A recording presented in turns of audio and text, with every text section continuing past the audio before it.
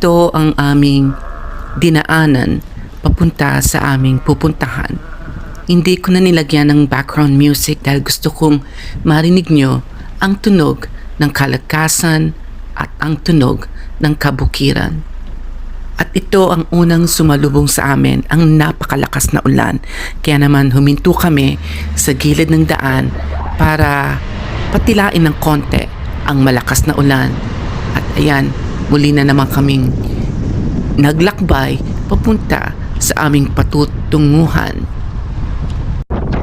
Ito ang pangalawang weather na aming nakasalubong, ang tinatawag na sleet or ang ice pellets.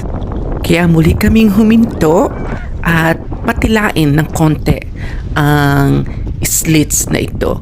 At syempre, bumaba na rin kami para mag-video. Syempre, content din siya. Kaya, ayan, video.